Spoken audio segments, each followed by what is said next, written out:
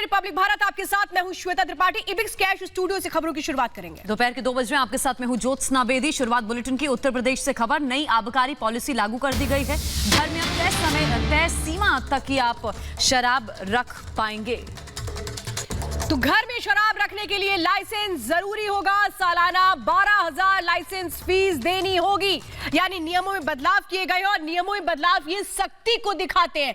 क्यों नियमों में बदलाव किए गए, इसको भी समझिए। नई आबकारी नीति जिसमें कई तरीके के बदलाव किए गए और इसकी जरूरत क्यों हुई, इस बदलाव के जरिए किस तरह से अब उत्तर प्रदेश में नई नीति को लागू किया जाएगा, ये तमाम चीजें जो अब सामने आ रही है। बिल्कुल, इसके अलावा और भी श्वेता कुछ और भी बदलाव किए गए हैं। हमें ज्यादा जानकारी देने के लिए विवेक राय हमारे साथ जुड़ गए हैं। क्या कुछ है इस नोटिफिकेशन में विवेक?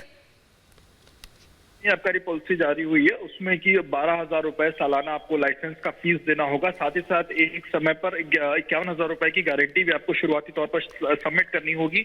और ये लाइसेंस उन्हीं को मिल पाएगा जिन्होंने पिछले 5 सालों में इनकम टैक्स जिन्होंने जारी किया, जिन्होंने इनकम टैक्स भरा हो, उन्हीं को ये मिल पाएगा। और एक तय सीमा से ज्यादा शराब वही अपने घरों में रख पाएंगे। साथ ही उसमें तमाम और भी नियम देने पड़े हैं, और भी तमाम नियम होंगे, जिसमें एक शपथ पत्र भी देना होगा, जिसमें कि कोई भी जहां पर शराब रखी जाएगी घर में, वहां पर कोई भी 21 साल से कम उम्र का कोई भी इंसान उस जगह पर नहीं जाएगा।